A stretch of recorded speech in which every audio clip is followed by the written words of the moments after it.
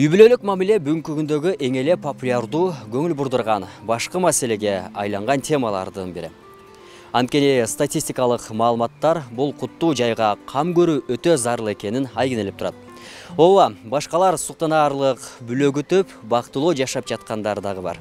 Муну карап шүгүр дейсиң. Бирок куру кыялдар, кыска ой турмуштук тажрыйбанын жоктугу менен курулган бүлө мунун тескерисин көрсөтүп турат. Мунун артынан ыйык деп эсептелген неке эки ажырым жолго түшүүдө. Эмне үчүн мен бул тема үстүндө материал даярдагым келди? Себеби үй бүлө бекем болсо, мамлекет бекем болот. Демек, үй бүлө канткенде бактылуу болот. Анда коомчулуктун пикирин угуп көрөлү. Кандай болот эле? Экөө тең жакшы бирине бири түшүнө билиш керек, ошондой үй бүлө бактылуу болот. Аял да, эркек да. Түшүнө билиш керек. Үй бүлө күтүүнү өтө мындай жоопкерчиликтүүлүгүн сезишпейт, үй бүлө күтүүдөгү жоопкерчиликти сезишпейт дагы. Балдардын бактысы, балдардын келечеги эмне болот деген түшүнүктүү жок аларга. Анын ачуусу келгенде мен басылып турушум керек. Мен ачуум келгенде ал Анткенде үй бүлө бактылуу болот. Үй бүлөнүн бактылуу болушу эмнеден көз-каранды силердин оюңарча? Ата-эненин тарбиядан го дейм бул оюмча. Бирин бири угуш керек сөз. Түшүнүк болуш керек да экөөнө тең. Үй бүлө биринчиден аял эркек бири-бирин түшүнүш керек. Анан кызганышат, ошо кызганычтын айынан бактылуулукта неме болот. Бирок кызганыш керек, кызганганда ham чеги менен кызганыш керек да. Бирөөсүнүн сөзүн бирөөсү мындай турлап, колдоп неме алса, ошо үй бүлө бекем болот. Мен үндөбөй коем. Унчукпай коем, сабыр кылып коем. Анан ошону менен боло берет. Өзүңүздөр күбө болгондой эле берилген суроого эң негизгиси уга билүү керек деген жоопту алдык. Ал эми угуу бул адамга берилген сезүү неаматтарынын бири. Кулагыбыз менен куштардын, дарыянын, баланын кыт-кыт күлгөнүн жана башка жагымдуу үндөрдү угабыз. Мындай учурда өзүңүздү кандай сезесиз? Албетте бактылуу. Ошол эле угуу жөндөмдүүлүгү менен сиз аялыңыздын сөзүн, ал болсо жолдошунун сөзүн угат. Эгер жакшы сөз чыкса, анда жанды балкытат, тескерисинче болсочу. Аны менден дагы жакшы билесиз. Демек, чыр-чатак учурунда сөздү айтаардан мурун анын ордуна өзүңүздү коюп түшүнүп көрүңүз.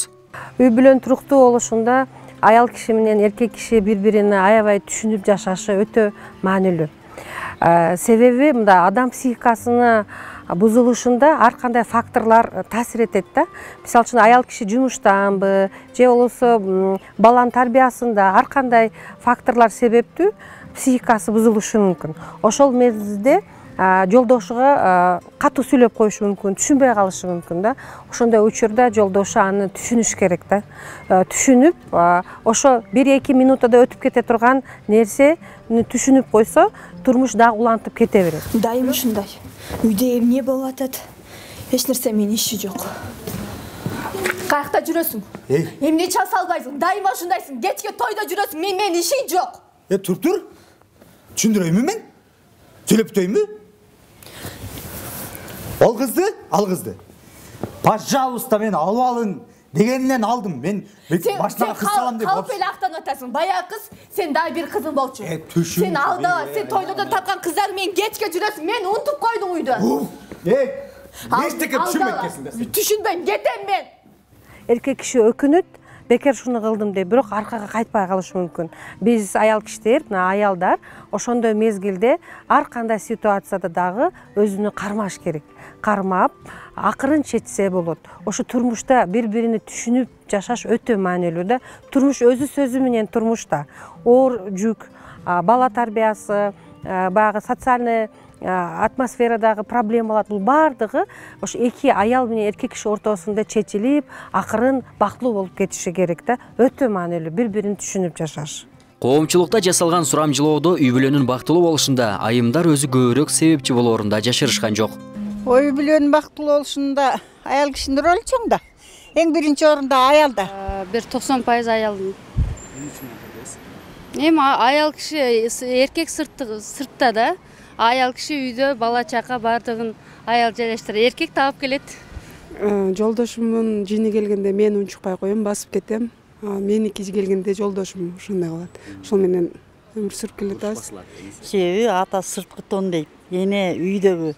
Ошон үчүн эне тарбиялуу болуш керек бардык жагынан. Кызым, сен мени түшүнсөң, Асанга ар нерсе жасап кызмат кылганың кызматчы катары же күн катары эмес да. Сен аялы катары күйөөсүнө кадыр барып көргөзүп аткан болосуң. Сен мага дарынбагын. Сен менин кызымсың. Асан болсо күйөө бала эмес, мага эми уул болуп калды да, Туура? Көрдүңбү, эртең менен тамак жасап берип койсоң, кандай удуңдап сүйүндү.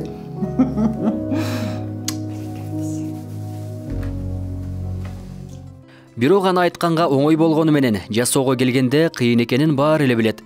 Чыр-чатак башталаары менен жубайлардын сиркеси суу көтөрбөй, эки тиштин ортосундагы сөөксүз нерсе буйталап, оозго батпай ойго келбеген сөздөр чыга баштайт.